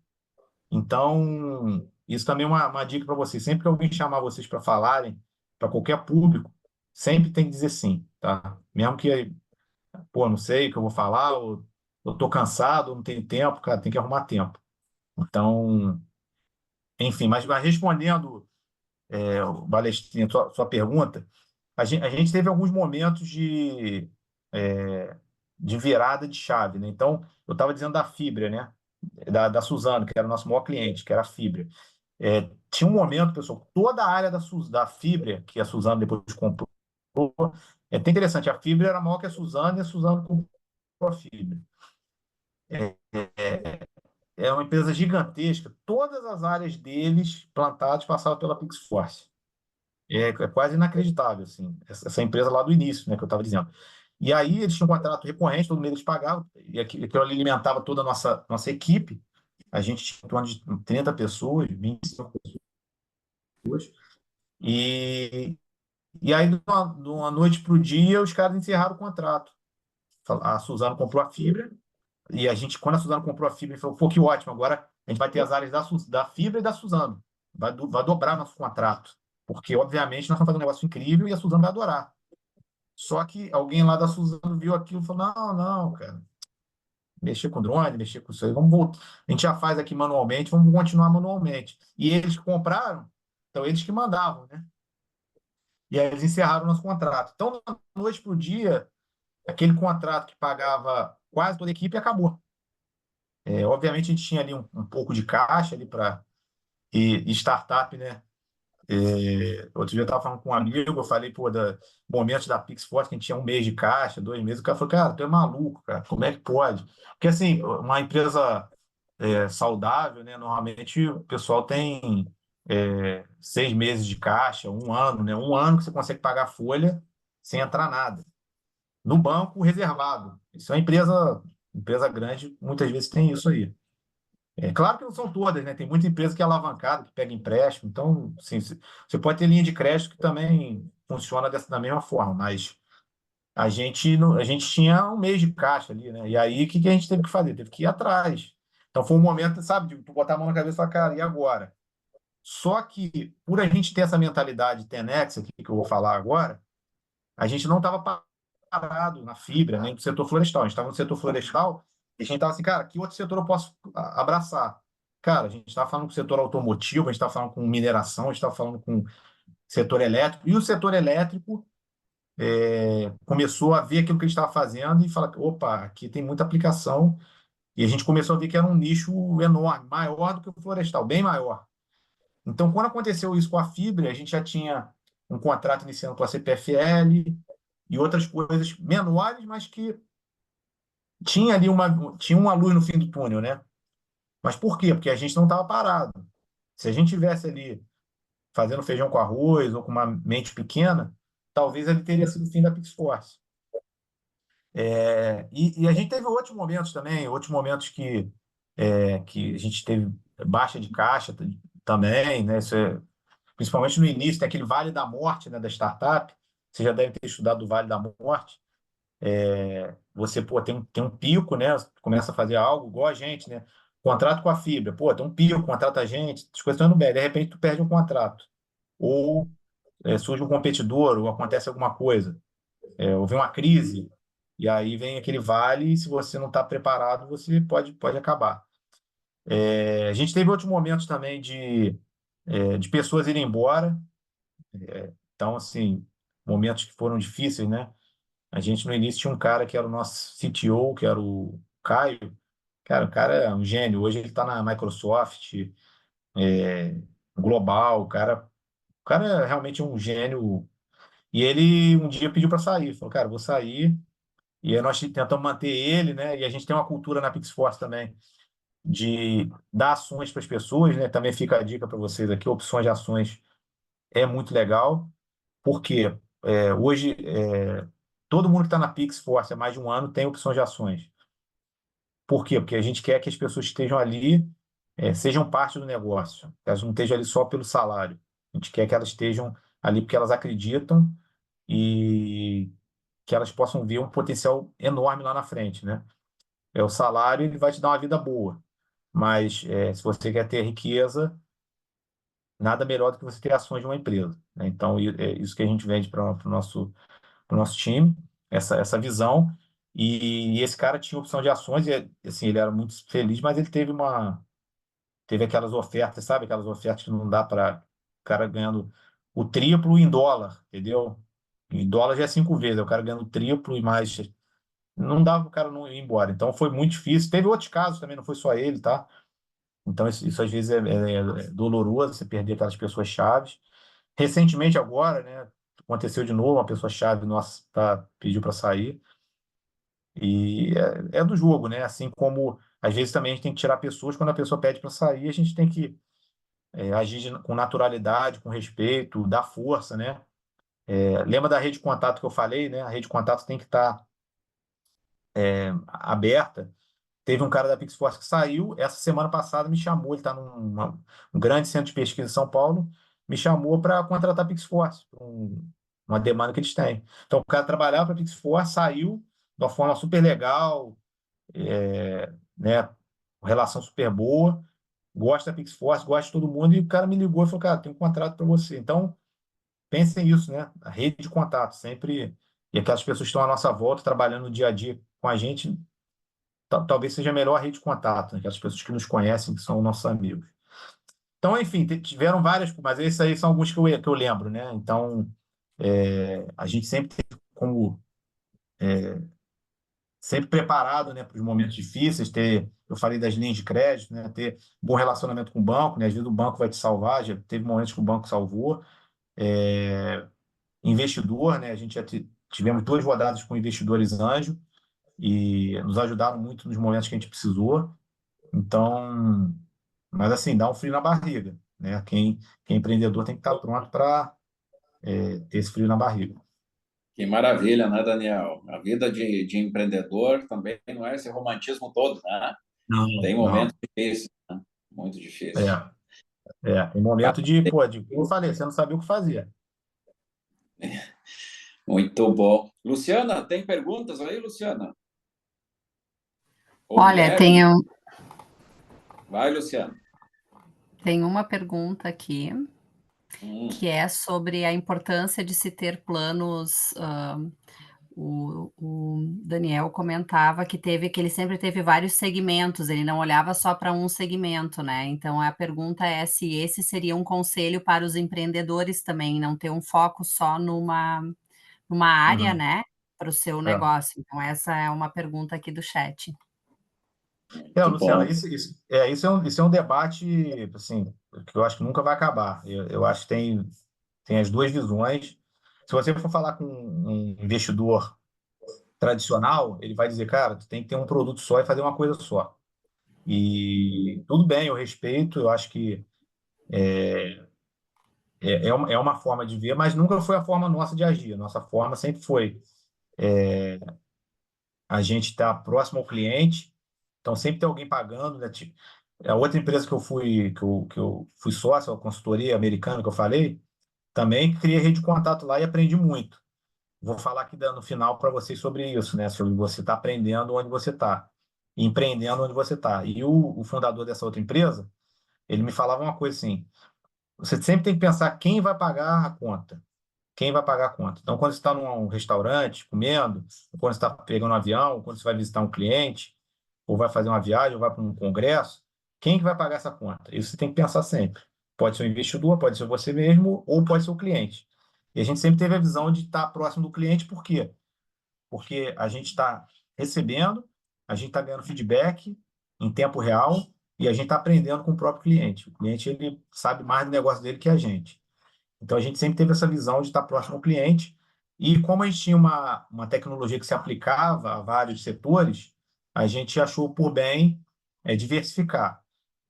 Não que a gente vai resolver tudo, né? A gente, pô, direto, tem gente que fala, pô, vamos aplicar o PixForce na área médica, fazer diagnóstico médico. Cara, é ótimo, um ótimo setor, só que não é o nosso nicho, entendeu? Você avaliar a tomografia para ver se tem câncer numa imagem. A gente pode usar AI para isso, mas não é. A gente não vai fazer isso aí. Carro autônomo não é o nosso nicho. Super legal, visão computacional na veia, mas não vamos fazer isso. Então, a gente selecionou a indústria e hoje a gente está bem focado no setor de energia elétrica e petróleo. Então, a gente de certa forma, restringiu um pouco. Então, no início, a gente teve uma mente aberta para tentar várias coisas. Eu acho que é isso, startup tem que ter um pouco de experimentação, você tem que estar aberto. Tem um outro termo em startup, pessoal, que é pivotar. Já ouviu falar em pivotar? Pivotar é você estar disposto, estar pronto para mudar. E a gente pivotou várias vezes, né? E o fundador ele tem que estar pronto para pivotar, né? É muito difícil você ver com qualquer empresa que você vai conversar, pô, o Airbnb, os caras tinham uma visão bem diferente no início. O Netflix, vocês sabem como é que era o Netflix no início, né? O Netflix era uma empresa que revolucionou a forma de alugar filme, né? Então, o DVD que era entregue via correio. Então, não tinha nada de streaming, nem existia streaming. Então, os caras começaram o Netflix, depois virou, opa, tem o streaming aqui, vamos ir para o streaming. Eles mudaram totalmente. Netflix totalmente diferente. Então, assim, não sei se eu respondi a pergunta, pessoal, mas a minha visão é legal ter um foco, é legal ter uma visão clara, é legal acreditar numa tese, mas tem que estar aberto, tem que estar ouvindo pessoas, tem que estar, principalmente clientes, tá? E a melhor validação do seu negócio indo bem é a nota fiscal emitida, tá? Startup adora ter KPI, né? Um monte de métrica, número e medição. A melhor medição é o seguinte: quantas notas fiscais eu emiti esse mês? E o Muito valor bom. também da nota é bom saber, né? Aham, Então, isso aí mostra se está no caminho certo ou não. muito bom. Tá. Nós não temos Tem mais mais perguntas? nenhuma Então, eu posso, pergunta. tá, então eu vou Não tocar temos. aqui e aí. Vamos até 8h30, né, pessoal? Pode ser até 8h30? Estão com tempo ainda? Perfeito. Tá. Pode ser. Então, pessoal, eu fiz aqui um esboço do livro, né, do 10X Rule, do Grant Cardone, a regra 10 vezes, esse que é o nome do português. Eu recomendo, pessoal, vocês lerem esse livro, né? Esse livro ele é um livro de cabeceira nosso, ele é talvez o livro que mais inspira a nossa empresa desde o início. A gente sempre leu esse livro com muito entusiasmo e gosta muito do que ele fala. Obviamente, né, não é perfeito, né? Tem visões, né? Talvez você vai ter alguma visão ali que você não concorda muito, até porque um cara, ele é bem radical, tá? Mas eu acho que é legal, às vezes, a gente ser radical, porque faz a gente, sabe aquela saculejada, né? Às vezes a gente precisa dar uma saculejada, né? Então, é muito legal. Então, o autor é o Grant Cardone, né? E o conceito é bem simples, pessoal. Apesar de ser um livro até extenso, a regra é muito simples, né? A gente tem que fazer os nossos objetivos e as nossas ações tem que ser 10 vezes mais do que uma pessoa média. É simples, é isso. Esse é o resumo do livro. E a gente tenta aplicar isso na nossa empresa. A gente tem, obviamente, um monte de competidores e o livro ele fala bastante de competição também, né? Que ele fala que a gente tem que fazer o que o competidor não faz. E a gente, sempre que a gente olha o competidor, a gente fala, cara, eu tenho que fazer 10 vezes mais que esse cara. É isso. Eu tenho que estar em 10 vezes mais mídias sociais, eu tenho que estar em 10 vezes mais blog, eu tenho que estar em 10 vezes mais site, 10 vezes mais palestra, 10 vezes mais anúncio pago, 10 vezes mais cliente, é isso, né? E como é que a gente vai conseguir isso? Com ações em massa. E eu vou falar um pouco mais à frente sobre isso. E importante também, pessoal, não é só a ação que tem que ser 10 vezes mais, mas também o objetivo tem que ser 10 vezes mais. Onde a gente quer chegar? Tem que ser 10 vezes mais do que uma pessoa normal ou do que uma empresa normal. E ele fala uma coisa no livro que eu acho tão legal, que é o seguinte: imagina você ver um anúncio na televisão e falar, ó, nós entregamos, vamos dizer, um anúncio de um tênis, tá? Um tênis, um concorrente da Nike. Nós somos um tênis para corredores, para atletas. Nós entregamos uma performance média para pessoas médias e resultados medíocres. Que você acha que alguém compraria uma empresa dessa? Não, jamais. Então, mas muitas vezes a nossa mentalidade é essa. A nossa mentalidade é, cara, vou fazer a média, vou fazer se inspirar no que as outras pessoas estão fazendo. E isso também, eu quero deixar uma dica para vocês também, que é bem legal, que é uma coisa que eu tenho pensado muito ultimamente, que a gente lê muito livro e é muito legal e recomendo todo mundo ler muito, a gente tem que ler. E ele fala também, o Grant Cardone fala que os CEOs das grandes empresas, eles leem em média 100 vezes mais do que uma pessoa normal. Ele fala, pô, o que o cara é CEO, cara? Não é justo o cara ganhar tanto, né? O Elon Musk teve uma controvérsia agora também sobre isso, que o salário dele é milhões, e aí os acionistas reclamaram e foi para a Justiça de Delaware. E aí a pessoa, pô, o cara ganha demais. Mas, cara, se ele está lá, tem um motivo, né? Ele fez por merecer. Né? Então, e aí o que eu tenho pensado ultimamente a gente tem que tomar cuidado com aquelas receitinhas de bolo que a gente segue, né? E aqui na startup, no mundo de startup, pessoal, tem muita receita de bolo. E é legal a gente aprender, mas cuidado com a receita de bolo, porque a receita de bolo é o que deu certo 5 ou 10 anos atrás e provavelmente todo mundo está fazendo isso agora. E se você fizer isso, provavelmente você vai ser uma startup mediana. Entendeu? Porque todo mundo está fazendo, tu está fazendo o que todo mundo está fazendo, tu está na média. E o Grant Cardone fala, não fique na média, você tem que estar acima da média. Bem acima da média, para você ter sucesso, tá? Então, fica essa dica também. Cuidado com a receita de bolo, tá? A gente tem que, às vezes, pensar fora da caixa. Fala aí, Diego. Boa. Levando em consideração esses pontos que tu está trazendo de análise de concorrentes e estar à frente até mesmo deles, eu vejo que o teu negócio ele é bem complexo, né? E é uma venda B2B. Como é que funciona hoje o teu processo de vendas e até mesmo quando tu estava no início para que tu conseguisse, de fato, construir um processo que trouxesse esses diferenciais competitivos e como é que tu faz para chegar até o cliente ideal? Uhum. O nosso processo, a nossa venda é complexa, o nosso cliente é complexo, o nosso método também é complexo. A gente tem tudo que. Então, tá falando da receitinha de bolo, né? Então, o que tem na receitinha de bolo, nós temos, ou tentamos ter, tá? Por exemplo, ter o pré-vendedor, que é o cara que faz a ligação, cold call, ter o blog lá com artigos para atrair gente para o site. Eu tenho isso, eu invisto nisso. Tem redator que faz artigo, rede social, né? Tem o inbound e outbound marketing. A gente tem tudo isso. Não que é fácil, né? Às vezes a gente tem que reestruturar. Essa parte de pré-venda a gente já reestruturou N vezes, já tentamos fazer outsourcing, contratar uma empresa para fazer isso, voltamos. Mas assim, a gente tenta ter o mínimo, né? O time de venda.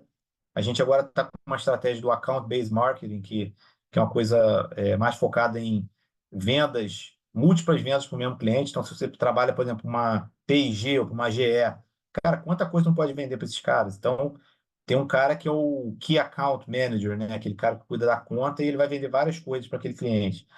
Então, enfim, a gente faz um pouco de tudo, mas a gente tenta ser criativo. O que eu posso fazer mais, né? Então, uma coisa que a gente criou na PixForce há 5 anos atrás e agora todo mundo está tentando fazer. ter um time que está captando oportunidade de inovação aberta. Então, tem um time que fica só procurando oportunidades de desafios, fomento, chamadas, editais, RFP. E esses caras ficam escrevendo a PixForce em tudo, cara. Em tudo. Igual loucos, entendeu? E agora eu estou puxando o pessoal, essa visão do Tenex, né? Lembra, né? Sempre. Pessoal, o pessoal gosta muito de fazer inscrição no Brasil. Cara, não quero no Brasil, quero nos Estados Unidos. Tem que fazer inscrição lá, mas é difícil, lá não tem. Não tem, tem que achar. Então, tem edital nos Estados Unidos, tem edital na União Europeia, tem chamada de startup, tem Shell querendo contratar a gente lá, tem Repsol querendo fazer prova de conceito. Então, cara, nós criamos uma estrutura, cara, assim, que poucas startups têm isso. Agora eu tenho visto que o pessoal está começando a fazer isso e vender serviço de cara que escreve projeto. Você já deve estar vendo isso. Ah, eu escrevo projeto para FAPERG. Como é que é no Rio Grande do Sul? FAPERG? Não, esqueci o nome. Apergs. FAPERG. É, isso, FAPERG. Tem a FAPESP em São Paulo. Ah, eu faço um projeto FINEP. O cara escreve. Mas a gente já tem isso em house, já há muitos anos. A gente já ganhou o projeto FINEP, enfim. Então a gente tenta, cara, fazer o que todo mundo faz e fazer mais. Fala aí. É Dário, né? Dário Júnior. Isso, Dário Júnior. Eu sou CEO de uma empresa de EPS, né? Que trabalha com Uhum. sistema construtivo e a gente criou uma marca, né? Brilink, para conectar startups a investidores, né? E Uhum. agora a gente vai inaugurar semana que vem a nossa comunidade, né? A gente está querendo atingir 500 startups para Uhum. criar a nossa comunidade. Só que teve um que se afogou, né? Eu apresentei para ele o que a gente ia apresentar no dia 8 que ele já pagou. Ou seja, ele Uhum. já quis pagar antecipado, porque a gente vai apresentar só dia 8. E Uhum. ele vai ser tá sendo a primeira startup que está sendo beneficiada, porque ele quis pagar antes, porque ele não quis Uhum. esperar dia 8. Uhum.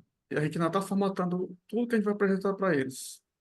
E a nossa diferença é que a gente ensina como fazer, o que fazer, e depois mostra para eles uma lista de investidores que se enquadra com eles. Por Uhum. exemplo, uma que é validação, a gente conseguiu, olha, a gente apresentou para ele três que se enquadram com eles, sendo que um deles, o cheque médio deles é de 8 milhões, que, que investem em empresas em validação, early stage e seed. Então, é, é por isso que eu estou aqui. Eu também assisto muito as lives do Grande Cardone, por isso que eu me Uhum. interessei em saber um pouco mais do que o teu trabalho aí na PixForce aí, por isso que eu estou aqui. Sempre Legal. para aprender sempre mais. Muito bom. E parabéns aí, cara. Esse aí é chamado Early Adopter, né? O cara que vai ser o primeiro usuário. E, pô, fenomenal. Antes de tu lançar, o cara já está querendo pagar.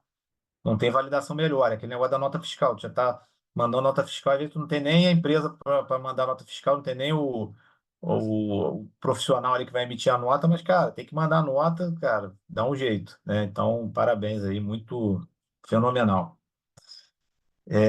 Vou passar. Vai levantando a mão aí, galera. Tô gostando da interação de vocês, isso ajuda demais. Ele fala de alguns princípios fundamentais, né? Metas altas, ação massiva, né? Então, está falando da ação massiva, né? O que a gente está fazendo? Pô, vamos querer edital? Vamos querer oportunidade, inovação aberta? Cara, vamos procurar no mundo inteiro. A gente tem o Google Alerta. Quem já usou o Google Alerta aqui, é muito fácil. Você faz o setup de uma palavra-chave, vai aparecer oportunidade do mundo inteiro. Não vou fazer um Google Alerta em português, vou fazer em inglês também, né? Então, a mudança de mentalidade que a gente tem que ter, a mentalidade 10x, 10 vezes, temos que ter essa mentalidade. Tudo pensar 10 vezes mais, né? E é 10 vezes mais do que a pessoa normal, não é 10 vezes mais do que uma pessoa ruim, não. É 10 vezes mais do que a média, tá, pessoal? Isso é importante também. 10 vezes mais do que o ruim talvez não vai ser tão bom, mas 10 vezes mais do que o que está todo mundo fazendo, que a manada está fazendo. E alguns erros comuns aqui, né? Objetivos baixos, subestimar a ação necessária, isso também é bem interessante, pessoal, porque eu vejo que pensando aí no que a gente está vivendo, né? Porque eu estou no mesmo barco que vocês, de empreendedor, muitas vezes a gente subestima, né? A minha empresa, eu vou ter que fazer isso, ano que vem eu já vou estar bem, aí eu já vou poder tirar 3 dias de semana de fim de semana, depois já vou botar um cara que vai assumir tudo. Galera, provavelmente o plano que vocês têm na cabeça não vai ser assim, vai ser bem mais difícil, né? E por que que muita gente desiste de ser empreendedor? Porque não está pronto para isso. Então, de antemão, saibam que não tem dúvida. Ele fala isso no livro e ele é bem enfático e eu, na minha experiência, eu também não tenho dúvida. Eu achei que ia ser mais fácil em alguns momentos, muito mais fácil. Ele fala isso também. Porque você tem aquela visão ali toda certinha, né? E nunca é aquela visão certinha. Tem outro autor que falou uma coisa que é bem interessante também. Normalmente, a gente superestima o que a gente vai conseguir fazer em um ano e subestima o que a gente consegue fazer em 10 anos. Isso é bem legal, pessoal, vocês pensarem nisso. Se a gente fizer a coisa certinha, cara, em 10 anos, a gente muda o mundo. A gente muda o mundo. Eu sou um cara cristão, sigo o meu maior exemplo, apesar de ter o Grant Cardone aqui e tudo, é Jesus. Jesus é o meu maior exemplo. Jesus, ele mudou o mundo em 2 anos. Muitas vezes a gente vê lá o Natal, o menino Jesus e tudo mais. Jesus, até os 30 anos, ele não fez nada de ministério. Ele era uma pessoa normal, ele era um filho de um carpinteiro, provavelmente era um carpinteiro também, totalmente conhecido. Tudo que é narrado nos evangelhos ali, que a ação que Jesus fez, curou pessoas, pregou o evangelho, rodou toda aquela região da Palestina, ele fez em 2 anos. E 2 anos ele mudou o mundo. Obviamente, nenhum de nós aqui é Jesus, né? Mas o que eu quero dizer é o seguinte: se a gente fizer a coisa certinha, ou a gente for comprometido, a gente tiver a mentalidade certa, ler bons livros, ter uma boa network, trabalhar, provavelmente o que a gente vai alcançar em 10 anos é muito maior do que a gente pensou. Mas o que a gente vai alcançar em um ano provavelmente é muito menor do que a gente pensou. Porque as coisas demoram, tá? Então pensem nisso, pessoal. As coisas demoram. O que eu estou falando aqui da PixForce são 7 anos de empresa e quase 9 de quando começou a ideação. Assim, é muito tempo, é muito tempo. As coisas não são rápidas. E aqui algumas estratégias, né? Nunca reduza a meta, eu falei sobre isso antes, né? Alguém vai reclamar da tua meta na empresa, não reduza, fala, cara, tá ruim, eu vou aumentar. Assuma quando o sucesso quanto a falha, né? O livro dele, ele cita um caso lá que uma pessoa foi na lavanderia, ele foi na lavanderia e foi deixar a roupa lá para lavar, e depois ele foi pegar a roupa de volta, e aí, na hora de pegar, não estava pronto. E aí ele falou, pô, como assim, cara? Eu falei que eu ia vir, eu tô com pressa. Aí o cara falou, não, peraí que eu vou resolver teu problema. E foi lá e fez alguma coisa, eu não lembro bem exatamente o que foi feito, e conseguiu resolver o problema dele, e entregou o terno.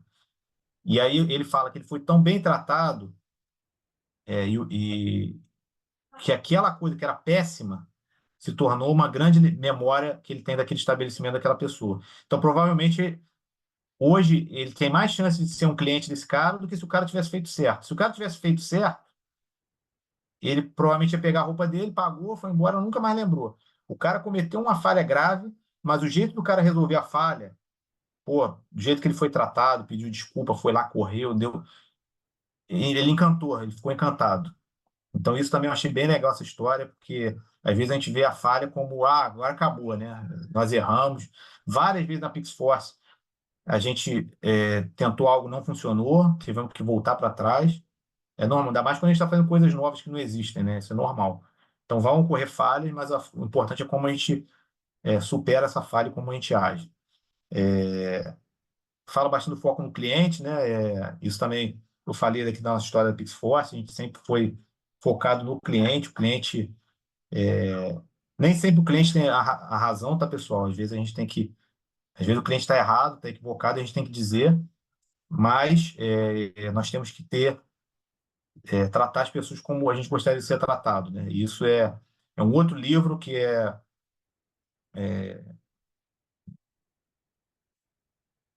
depois eu vou lembrar o nome, mas Como Fazer Amigos e Influenciar Pessoas, que é um best-seller que eu também recomendo, que é um livro que eu sigo muito aqui. Então, mentalidade e hábitos, né? Então, os hábitos são muito importantes, por isso que eu falei que a gente pensa em 10 anos. Para você chegar lá na frente em 10 anos, você tem que ter hábito, né? Então, hábito do que você vai fazer, o que você vai fazer no seu dia, todo dia, né? E um dos hábitos que a gente tem na Pixforce é o hábito de estudar, sempre aprender. Por quê?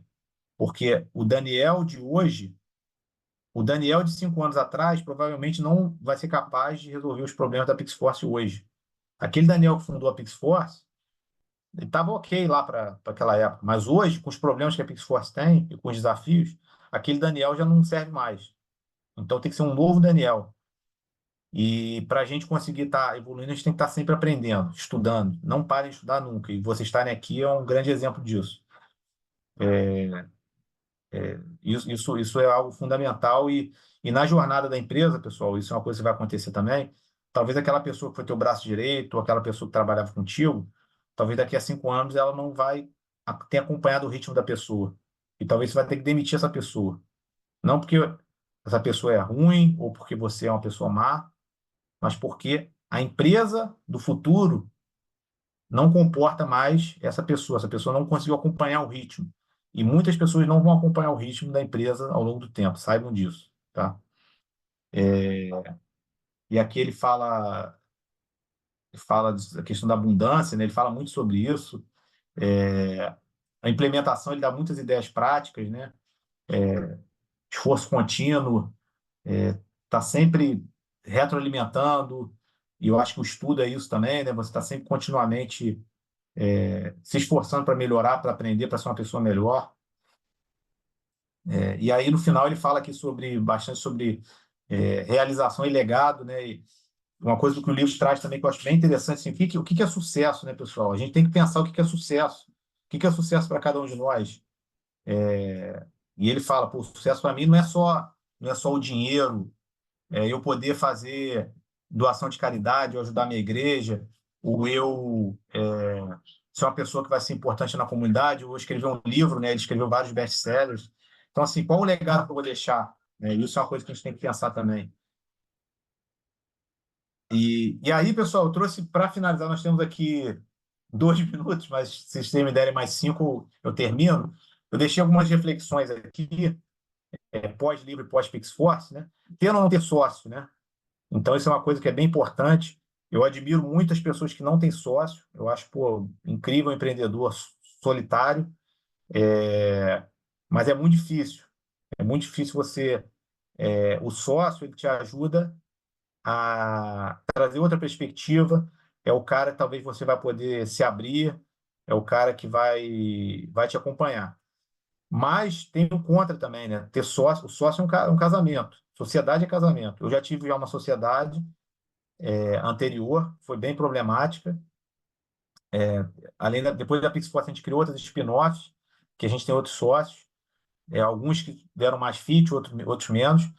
Mas a segunda coisa que mais quebra a empresa, a primeira coisa que quebra a empresa é a falta de dinheiro, a segunda é a briga de sócio.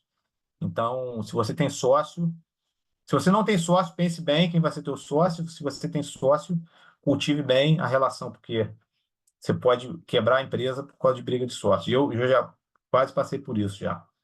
Tá? Então, os dois lados têm os lados bom e ruim. Ter muito sócio, eu acho que é bem problemático uma startup, tá? Ter 4 sócios ou mais. 3 eu acho que é o limite.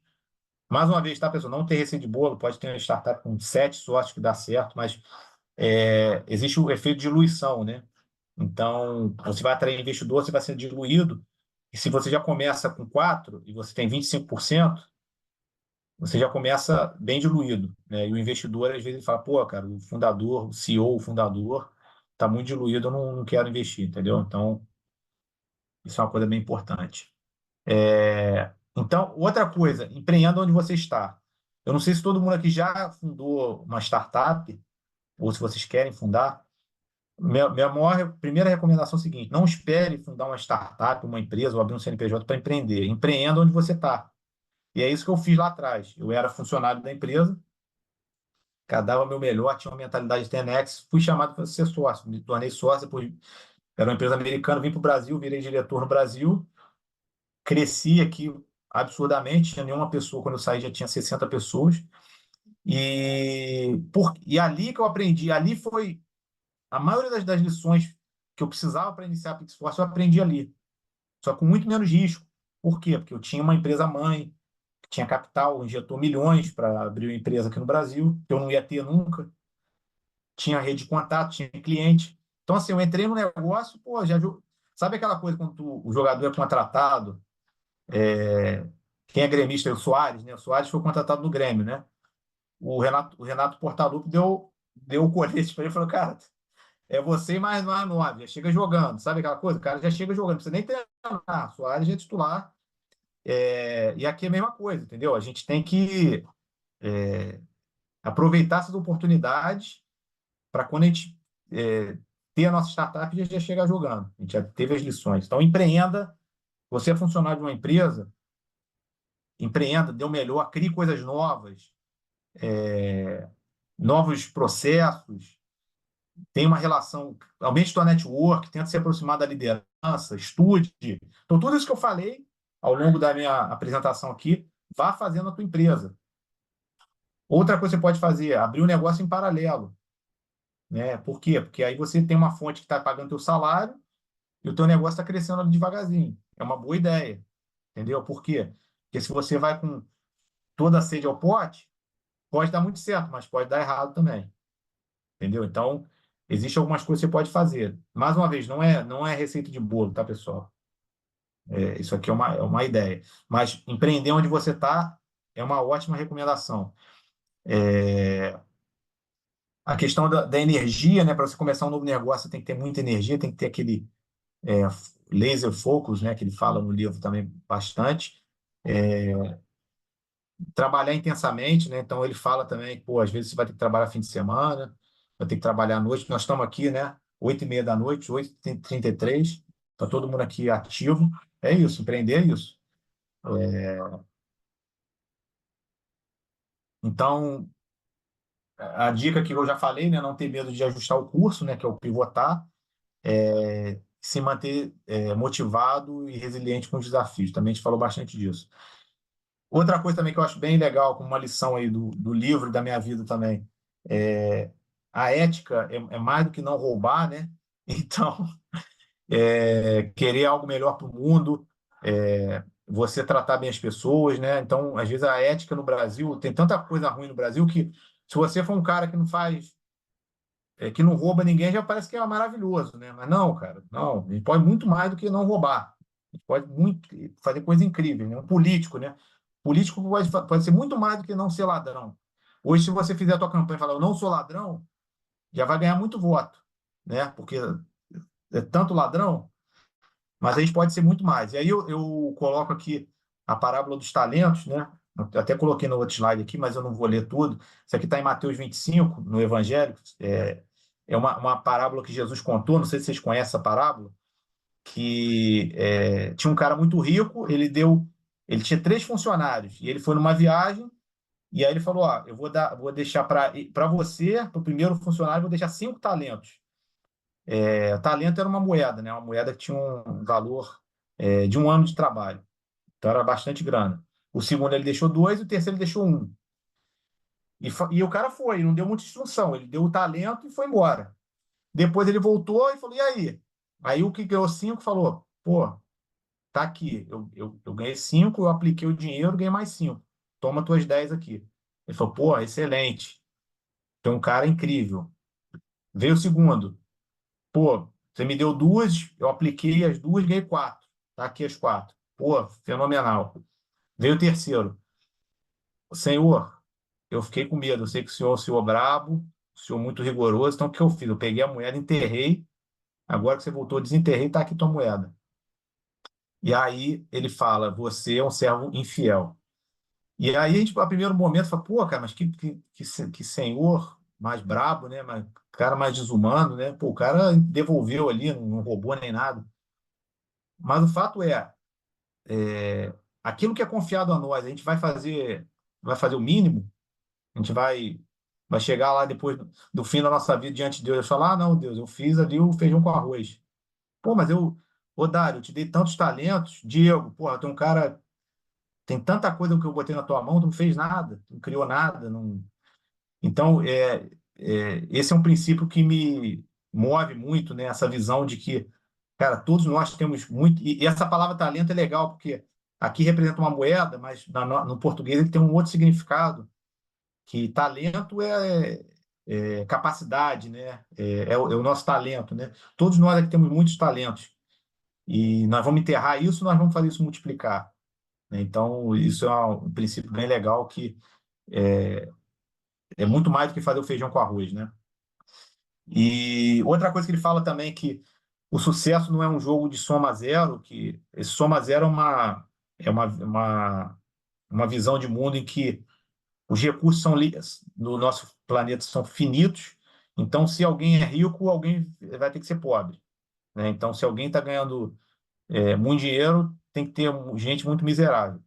Isso é uma falácia, isso é uma mentira, e a gente vive num país que tem muita visão comunista, e isso é uma visão comunista de mundo, né? E, pô, respeito, não estou aqui criticando, né? Eu respeito as diferentes visões, mas esse caso aqui é uma grande falácia. Por quê?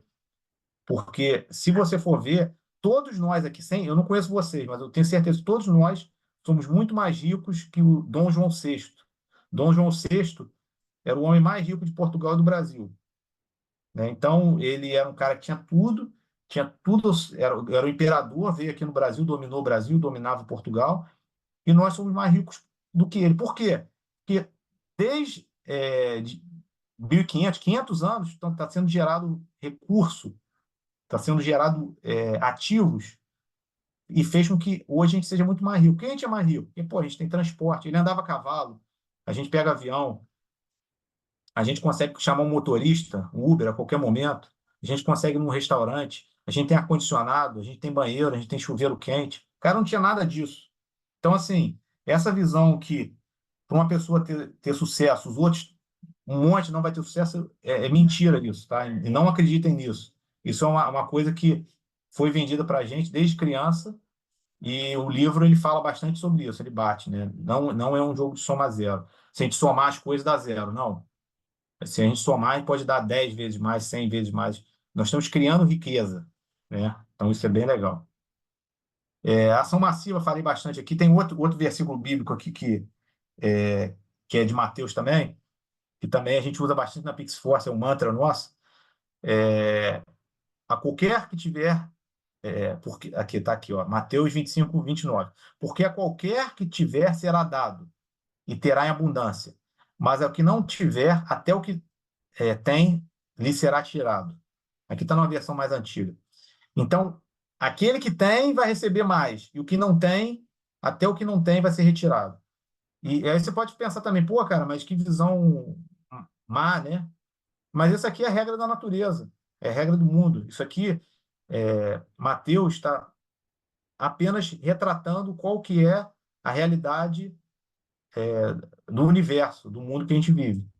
O mundo que a gente vive cara, quem mais tem, mais recebe. Quem menos tem, menos vai ser acrescentado. Por quê?